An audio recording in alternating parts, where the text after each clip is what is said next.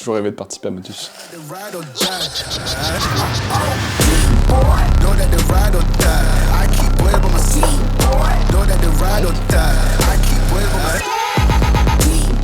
Alors, question de Torlef.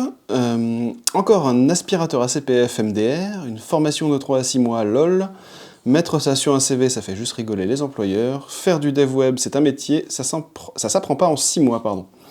Alors s'il n'y avait pas les MDR et les LOL en fin de phrase à chaque fois, on aurait pu croire un joli haïku. Alors pour faire rigoler les employeurs, je t'invite à contacter tous les employeurs qui ont embauché nos anciens étudiants. Je sais pas s'ils rigolent, mais en tout cas, ils sont plutôt contents puisqu'ils en redemandent. Et pour le dev web, ça prend pas en 6 mois. Je vais faire un truc de vieux con. Je sais pas si tu as ton permis de conduire, mais tous ceux qui ont passé le permis de conduire avant toi, ils vont toujours te dire le permis, en fait, t'apprends vraiment 1 an après avoir fini de passer ton permis, 1 an après avoir ton code, une fois que tu l'as passé, tu sais rien.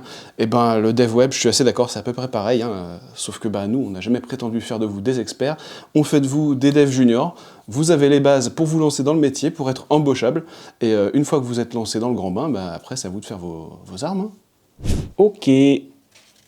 Hop. Et c'est dur les petits papiers avec mes grosses mains. Hein. Sylvester. Voilà. J'ai un ami, il était boulanger, il est devenu webmaster 3 jours après. Donc, alors je vais répondre, mais il faut savoir que ce genre de blagues, on les a tout le temps sur les réseaux sociaux. J'ai l'impression que c'est des personnes qui viennent du même coin, du même village, ou qui prennent le même bus, mais je ne sais pas pourquoi, ils ont toutes la même blague, c'est qu'ils comparent le développement web avec d'autres métiers, et puis ils essaient de le décrédibiliser en pensant qu'on l'apprend en quelques jours. Donc là, on a la version boulangère, mais on a la version cosmonaute aussi, hein, on a à peu près tous les métiers du monde. Donc, en plus, tu parles de webmaster, je crois que ça n'existe plus comme métier. Nous, on fait du développement web. Et effectivement, on fait une formation de 6 mois. Alors, 6 mois, en fait, tu peux apprendre le dev en 2 ans, en 3 ans, en 6 ans. Tu peux même apprendre le web en 20 ans si tu as envie, et si tu as le temps surtout.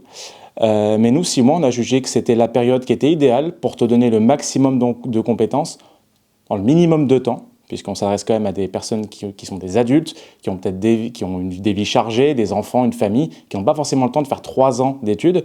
Donc en 6 mois, on a trouvé le bon compromis. C'était vraiment le minimum de temps pour avoir le maximum de compétences. Et ça marche bien, puisque en majorité, les étudiants ils trouvent un boulot après. Donc pour l'instant, ça fonctionne bien. Mais sérieusement, bosse tes blagues, parce que là, le cosmonaute, le boulanger, on n'en peut plus.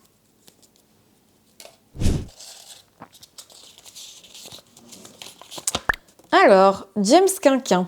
Pour 1% qui deviendront dev web, 99% suceront des cailloux. Ce que je reproche, c'est que ces écoles vendent du rêve alors qu'ils siphonnent du fric aux gens et qu'au final, les gens y perdent leur temps en prime. Coucou James Quinquin. Déjà, j'ai vraiment envie de revenir sur ton expression sucer des cailloux. Je trouve ça incroyablement poétique. Après, concernant les chiffres, donc tu parles de 1% qui devient dev et 99% qui donc suce des cailloux. Notre équipe a des véritables chiffres. On appelle ça le taux de sortie positive.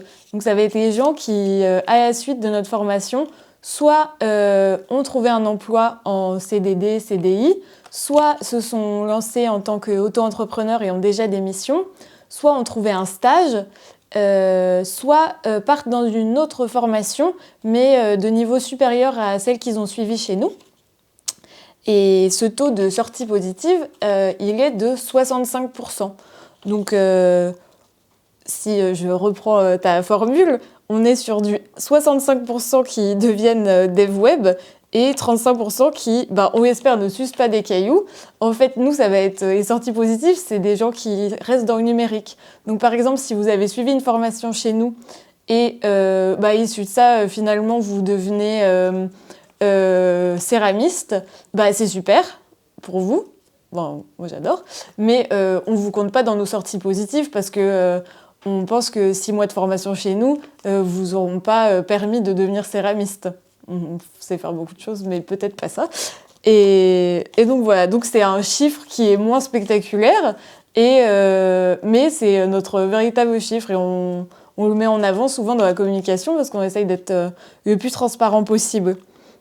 Ensuite, ces écoles qui vendent du rêve, Bah non, du coup on assume nos véritables chiffres, on n'est pas sur du 99% de réussite ou 100%, et on siphonne du fric aux gens. Bah notre formation, oui, il faut la payer, c'est normal, parce que on a 130 salariés qui travaillent chez O'Clock, que ça soit la pédagogie, l'équipe qui va vous aider à trouver des financements, les gens de la communication, bah ouais, il faut bien qu'on n'est pas bénévole, on est payé. Et si les gens y perdent leur temps, bah, je pense pas. On a beaucoup de retours positifs. Vous pouvez même faire un tour sur Trustpilot, par exemple, où on a beaucoup de mots d'amour de nos anciens étudiants qui ont été ravis. Et je pense pas qu'ils aient perdu leur temps. Voilà.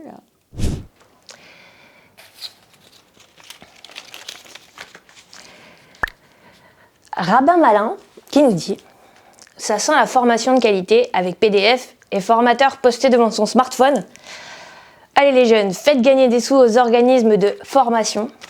Un salaire de 30 000 à la clé, en dessous de la moyenne des cadres débutants en France. » Alors, donc, la formation de qualité avec PDF et formateur posté devant son smartphone. Si tu voyais le setup de nos formateurs, Rabin Malin, à ma connaissance, on n'utilise pas de PDF non plus. Ça s'appelle un MOOC en fait.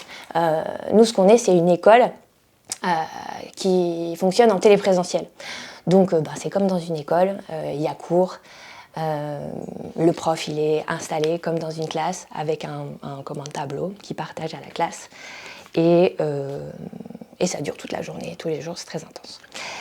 Et puis, pour ce qui est du débouché, alors faites gagner des sous, oui, effectivement, un petit peu. En tout cas, de quoi payer les formateurs de qualité qui sont pas postés devant leur smartphone, du coup. Et pour ce qui est des débouchés, un salaire de 30 000 à la clé, oui, c'est pas très loin des débouchés des personnes qui sortent de notre formation. Selon le métier duquel tu viens, c'est un débouché respectable, je pense. Et en dessous de la moyenne des cadres débutants en France, alors cadre, c'est pas un métier, c'est un statut. Le métier auquel on forme, c'est développeur web. Et 30 000 pour un premier poste de développeur web junior, effectivement, c'est la cible. Moi, ça me paraît respectable.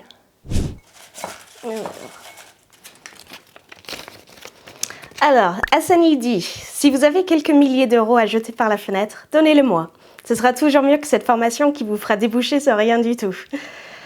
Le métier de développeur web, c'est bien un débouché, non ?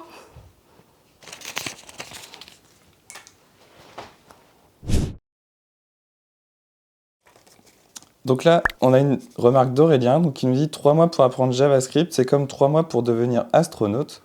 Complètement irréaliste pour avoir un bon niveau et comprendre ce qu'on fait. C'est une remarque qu'on a souvent avec différents corps de métier. Pour apprendre le métier de développeur, 3 mois en tout cas, c'est déjà pas mal pour travailler la méthodologie. En fait, on ne va pas connaître tout sur tout. C'est pas le but. Pour ça, on pourrait même y passer des années, ce ne serait pas suffisant. C'est plutôt le temps nécessaire pour prendre des bons réflexes, donc avoir un bon niveau d'autonomie, aller savoir chercher des infos par soi-même, et puis être autonome derrière pour apprendre en fait. Maxime, bonjour, j'achète mon diplôme 6 500 €, mais où est la qualité? Alors, il y a peu de mots, mais il y a plein de choses à dire. Alors, mais où est la qualité? Es-tu allé voir le site? Es-tu allé voir les projets sur YouTube? Es-tu allé voir, les présentations de projets? Est-ce que tu t'es renseigné vraiment sur ce que nos apprenants arrivent à faire en fin de formation? Donc, en termes de qualité, déjà sur le rendu, tu peux observer quelque chose. Ensuite, en tant que prof, la qualité, elle est là. On fait un super suivi, on a une grosse équipe qui est derrière chacun des élèves, on essaie de les aider et dans leurs problèmes personnels tant qu'on peut, tant qu'on est concerné, et forcément dans leur apprentissage parce qu'on est là pour ça. Donc la qualité des cours, je pense qu'elle est carrément là, notamment parce que on donne tous à peu près les mêmes cours, on a les mêmes bases qu'on améliore ensemble. Donc pour ce qui est de la qualité, il n'y a pas de souci. J'achète mon diplôme 6 500 €, je suis désolé, mais tu pourrais payer 6 500 € et pas avoir le diplôme à la fin. En fait, la certification, là, le titre professionnel, personne n'est obligé de le passer. Donc, ça veut dire que tu peux payer vraiment la formation et pas avoir le titre pro à la fin. Tu peux aussi faire la formation et arriver devant le jury à la fin Et en fait, ils valident pas et tu es obligé de repasser. Et ça se trouve, tu vas repasser et ils valideront toujours pas. Donc, non, il y a des critères, c'est sérieux. Il y a l'État derrière, on fait pas n'importe quoi. Il y a un référentiel. C'est carré. Donc, non, t'inquiète, tu peux pas juste acheter ton diplôme et la qualité, elle est vraiment là, Maxime.